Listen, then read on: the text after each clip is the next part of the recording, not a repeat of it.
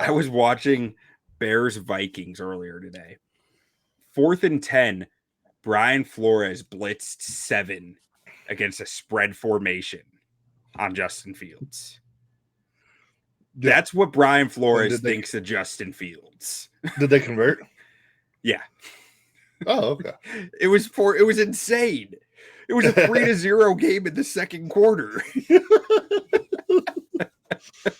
Just utterly insane. But that's what Brian Flores does. It's beautiful, incredible. I love that. Yeah. Hell, you could say that 10,000 times and it still wouldn't be enough. It fires me up, man. I love it. Say it one more time. Shake it back! Does that feel good? Yeah, it rhymes. They're both verbs. Last team. Okay. Minnesota Football Vikings. All right, Minnesota. Get your chair and pull up. It's going to be, I don't know. I think there's a lot to like going forward with this team. You got some good young players on the outside. You went and drafted a quarterback. Dick Hammer's grandson. That's not who they drafted. So they have. I think JJ McCarthy is a 3rd-round quarterback. But if Sam Darnold can go out there and start for our season, I think that could vastly help McCarthy going forward. I mean, he's got 1st-round talent. Like the arm talent's nasty. Like he was just never asked to do anything at Michigan. Right. Where I'm like, I don't really know what there is there for him. So I don't know. He's athletic. He can run. He's got all the power in the world in his arm. It seems like he has good arm talent, but he's a one-speed thrower. That's the rough part. You got an embarrassment of riches here for offensive weapons. You go out and sign Aaron Jones. You have Jordan Addison, year 2 guy, had a great rookie year. Opposite of Justin Jefferson, maybe the best receiver in the league. TJ Hockenson, who you hate. I'm pretty sure you still think the other Iowa guy is going to be better than him. Noah Fant. We've talked about this. Noah Fant is a better receiver than TJ Hockenson. I still believe this. But what I failed to understand is that if you can't block in the NFL, you will not see the field as a tight end. And Noah Fant can't block. So he does not see the field. A lot of tight end is about blocking and the illusion of blocking, and that is something that Noah Fant just does not have. Yeah. If I want a tight end to beat a corner, I am picking Noah Fant over TJ Hockenson every day of the week. I mean, I agree. But yes, I was wrong. They have future or former 1st-round pick and Kill Harry just chilling there for him, so they got that going for him. Dude, Brandon Powell's got a little juice. I watched some film today of the Vikings, and Brandon Powell's. They need to go out and re-sign Laquan Treadwell. I'm still convinced he's about to break out. And I was wrong about Jordan Addison too. Or not. I mean, I was skeptical of Jordan Addison because 170-pound receivers who run over a 4.5 don't have a good history in the NFL. And the first 4 games of the year last year, he had a bunch of catches on just blown coverages that made his yards look awesome. I was pulling my hair out. He's not doing anything. But I've come to this realization of he's doing the damn thing. And eventually he's just doing it. It's not I'm watching Justin Jefferson too. I'm seeing some of the same stuff. And it's just he has the sight adjustments. He is seeing where to go and doing it. And with an offense led by Kirk Cousins, a veteran quarterback, you can have sight adjustments like that and just say, yeah, it was open, so I did it. And not everyone can do that. And Jordan Addison can do it. And he's fucking kicked ass. Is this a team that can just Sam Darnold can just go out there and sling it for 4,500 yards this season, and then you look up and they're 7-3, 10 weeks into the season, and then still in the season 7-10. Yeah, that's kind of. I mean, I don't think Sam Darnold does that, but I would not be shocked if Sam Darnold just comes out super hot. just like blew the doors off the place, I would not be shocked if this team still ended up 7-10 because of the defense. Yeah. No, I'm saying like they start out so hot. They start 7-3, then they lose one. They're 7-4. They lose again. They're 7-5. But they're like right in the thick of playoffs. And everybody in Minnesota is like, "Oh, we want to see the rookie," and they just stick it out with Darnold, and they lose out and go 7-10. Everybody wants the rookie. They get rid of Sam Darnold for nothing. He ends up going back to New York and being an all-pro quarterback, and then JJ McCarthy is just bad. I mean, I don't see it. I want to see it. I wouldn't be opposed. What a story. What a story. If Sam Darnold ends up being an all-pro quarterback for the New York Giants, and after going 7-10 with the Vikings, and then JJ McCarthy just doesn't work out. I'll be honest. Part of the reason I said I don't see it is because the Jets would never get that lucky. And then you said Giants, and now I'm like, oh. Yeah, well, that's what makes it even better is that it would like not only would it be happening to the Vikings, but it would also be happening to the Jets. Yeah. And then the Giants luck into a franchise quarterback. But it would be hilarious. That what better storyline for the blood of Dick Hammer? I mean, it's got to happen eventually. It's been written. Yeah, that would be an all-time story. If you pitched that in Hollywood, they would burn you at the stake.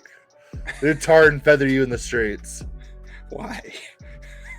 Well, that's what they always say. You take that script to Hollywood, they throw it out the door. But hang on. Let's rewind back to our Packers discussion because Aaron Jones is good. Dude. He is so good. Aaron Jones, like, this offense could be freaking disgusting with Aaron Jones, Jordan Addison, and Justin Jefferson, and yes, even TJ Hockenson. Go. Like, I think the Packers moved on from Aaron Jones because of an age thing, because they don't want to be a year late, but that might have given the Vikings a guy who's going to be really good for another year or two. Yeah. Because I don't think that he did so much for that Packers offense. So the O-line, I think this tackle room is filthy. Like, Darrisaw's incredible. Darrisaw is right up there with the best tackles in the league. And Brian O'Neill is quietly one of the better tackles in the league. Like, watching this O-line play, it is about the bookends, and they tighten everything up. Like, the interior is somewhat questionable. I'm missing what's his name? I'm missing Dalton Risner on this graphic. I didn't get the chance to add him before we started the show. He just recently re-signed, or maybe in the last month, but he's also there on the interior. But for this O-line, for me, it's all about the tackles because they set everything up for the interior to be able to work as greater than the sum of their parts, I guess I would say. Ed Ingram is okay. There's a lot of busts that I saw on tape from Ed Ingram, but they get by fine because the bookends cover up a lot. Garrett Bradbury has become a pretty solid center. When he makes mistakes, they're pretty noticeable, but he's a little overwhelmed at times being a smaller center, but he's generally fine. Like in this league, you don't have a ton of really good centers. You have a lot of slightly below average to average centers and then like 5 dominant centers. And he's in the average department, I would say. Like Brandel, I think it's between Brandel and Risner to start at the left guard spot. Risner started all last year. I bet you he's going to start again this year just because I don't know much about Brandel. So maybe I could be mistaken on that, but I would think that Risner returned to be the starter. But ultimately, I think this O-line ends up pretty good just because of the bookends. They do a good job. Yeah, no, I agree. Defensively, I've got 2 soapboxes on this. They got Andrew Van Ginkel. We'll start with Andrew Van Ginkel. This dude is constantly making plays. Yeah, he was the 3rd guy in Miami. And then when everybody else got hurt, he was just still balling out. Yeah. He's truly, he doesn't like win fast. He doesn't dominate, but he just keeps making plays. Like he's that guy who gets that 4-second sack after everyone else has kind of missed, and but he does it every other game. Like it's bizarre. He's the epitome of a hustle all-star. Like he's just hustle all the time, making plays, finding ways to get to the football, getting his hand on the football, interrupting stuff. Like he's not the most disruptive player like instantly, but he just finds ways to disrupt. Also at the edge, did they get the steal of the draft, or at least in the first round with Dallas Turner falling where he did? It was a solid pick. Like I think that was a strong pick for them. I like him a lot. I think there's a lot of traits there. I think there's still some growth to happen, but I think he's a really good football player. And I guess I'm talking in a circle here to try to think it through. But yeah, probably one of the steals of the draft. I mean, this team's got some stuff to build on. What makes it hard for me to say that is the way that they manage their draft capital to make it happen. It was just so bizarre. Yeah. Like they ended up with only a few draft picks in this class. Yeah.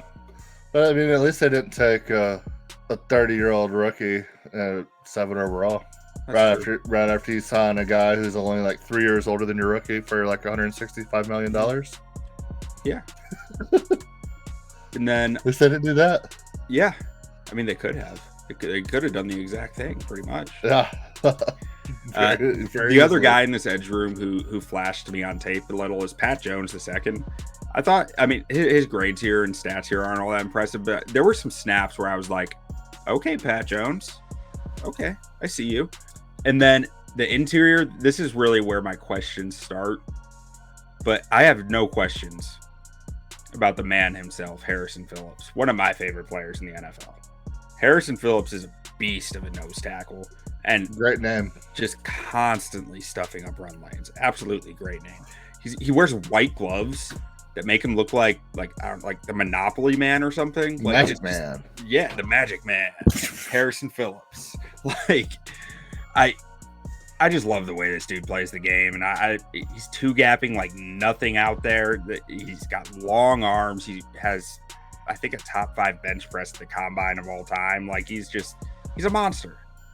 He's a freaking monster, and he's not going to get a ton of pass rush, but you know what? It's well worth it for what he does in the run game, and he needs more appreciation.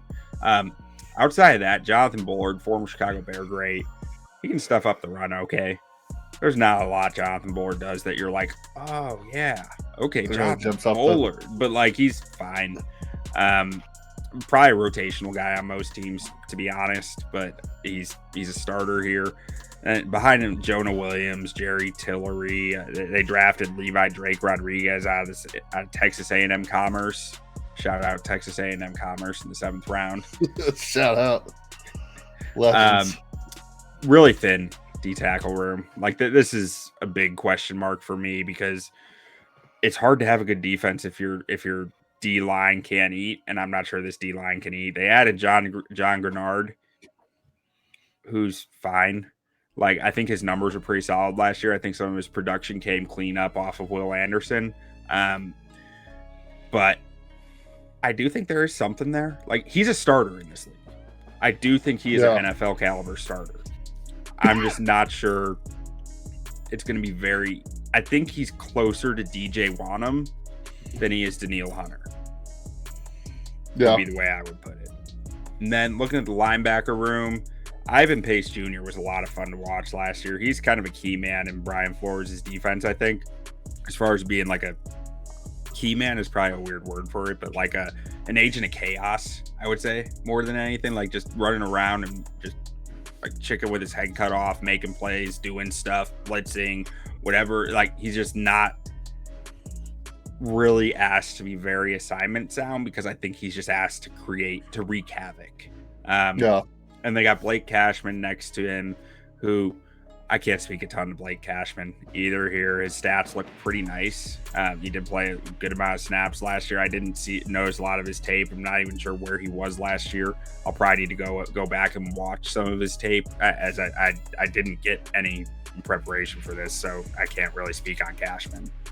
And then the cornerback room, Byron Murphy Jr.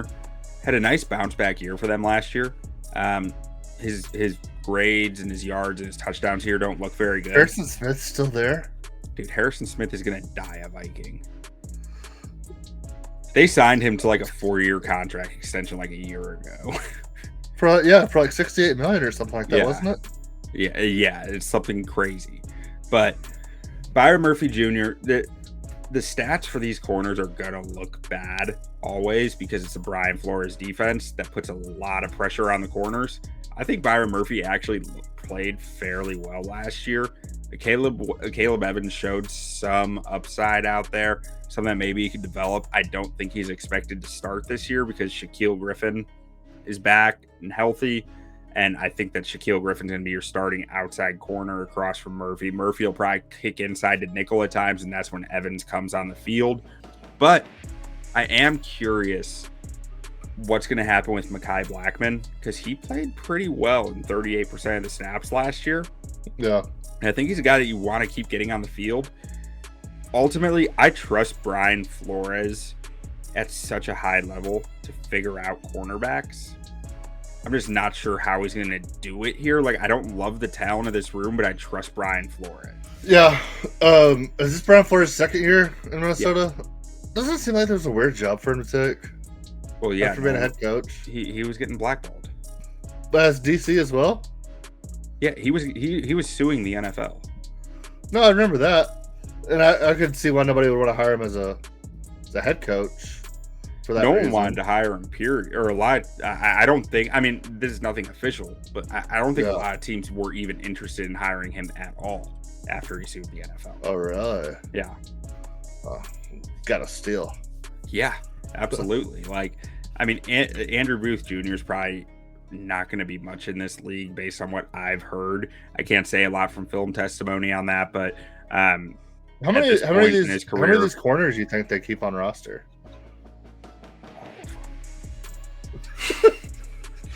Can never have too many corners in a Brian Flores defense. I don't know, 6, 7 maybe.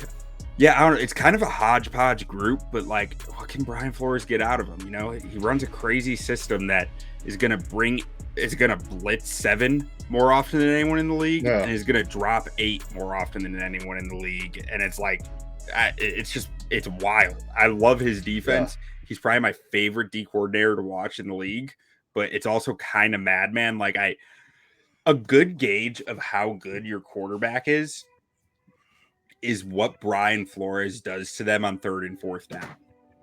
I was watching Bears Vikings earlier today. 4th and 10, Brian Flores blitzed 7 against a spread formation on Justin Fields. That's what Brian Flores thinks of Justin Fields. Did they convert? Yeah. Oh, okay. It was insane. It was a 3-0 game in the second quarter. Just utterly insane. But that's what Brian Flores does. It's beautiful, incredible. I love that. Yeah. At safety, Cameron Bynum had a nice year for them, I thought. I kept noticing him on tape over and over and over, just flying around. This defensive unit flew around for them last year. Like, I don't think they're good, but I think they're better than the players they have, is where I keep well coached. Yeah. Yeah, they're wild, men. They're crazy.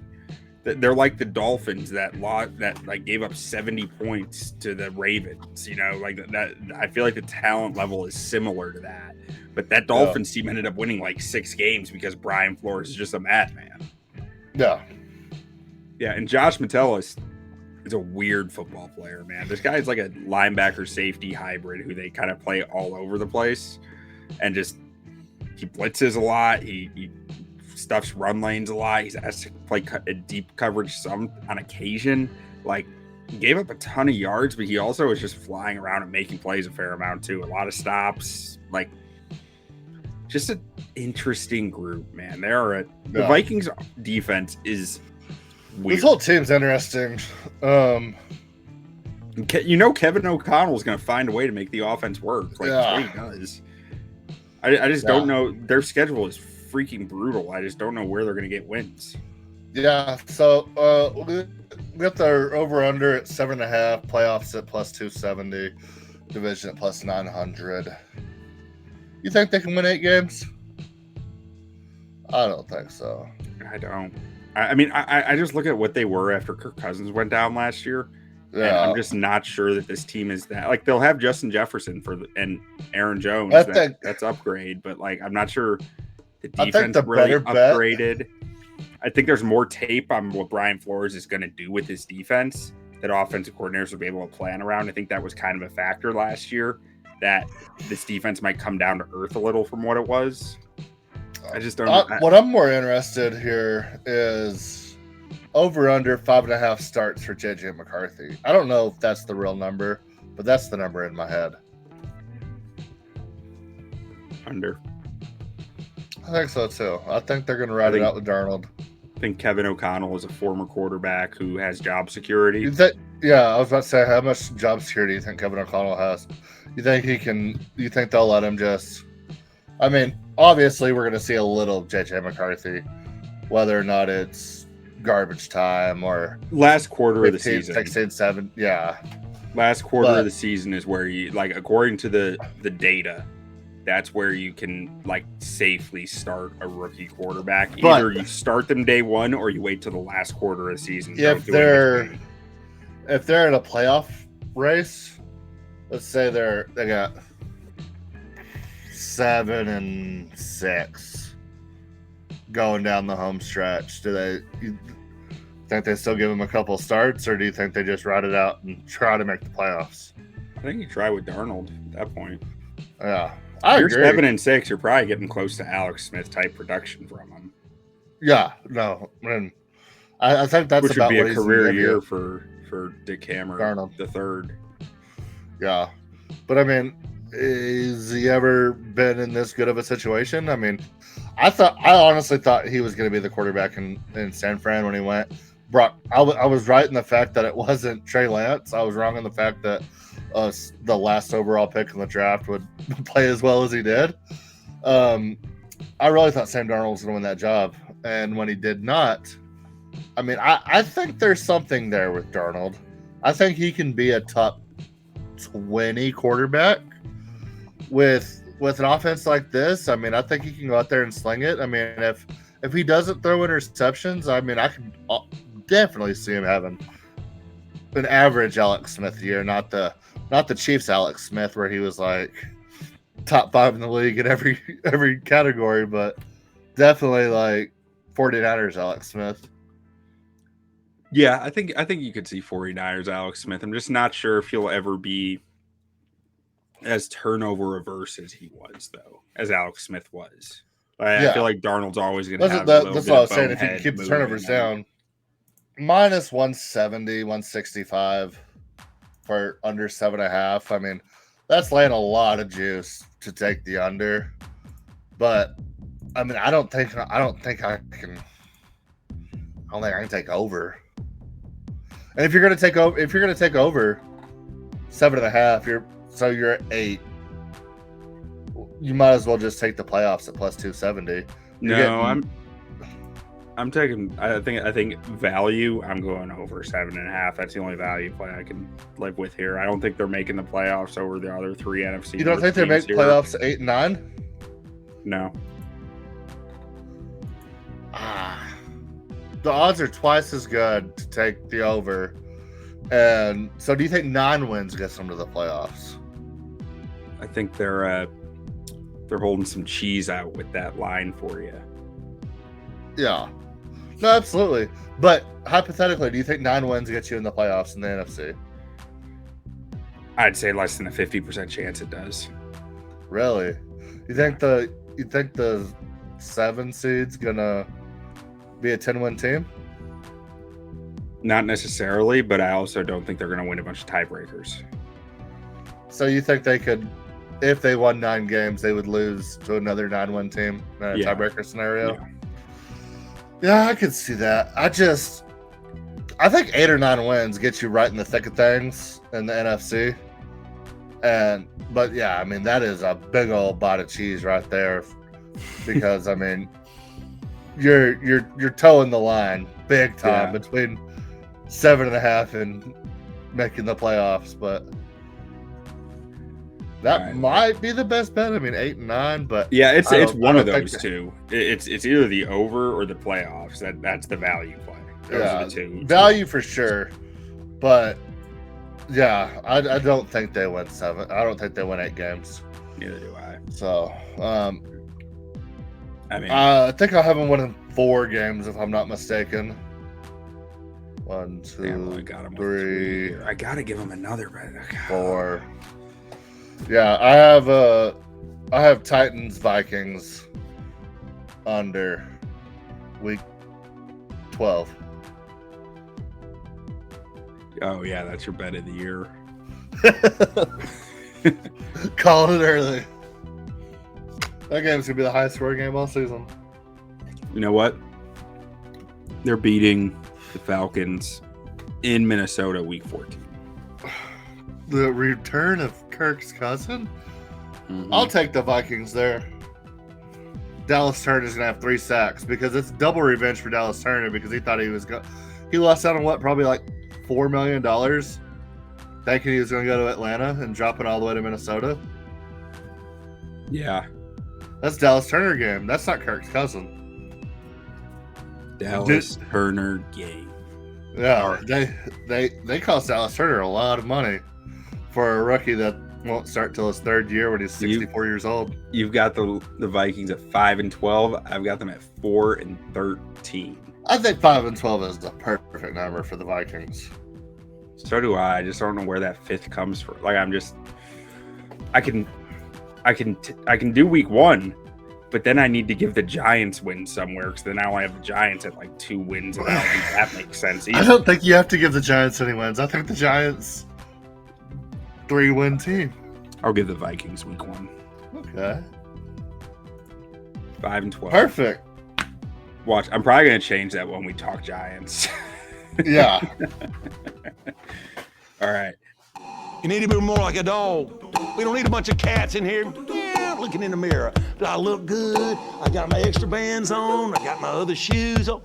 We need more dogs.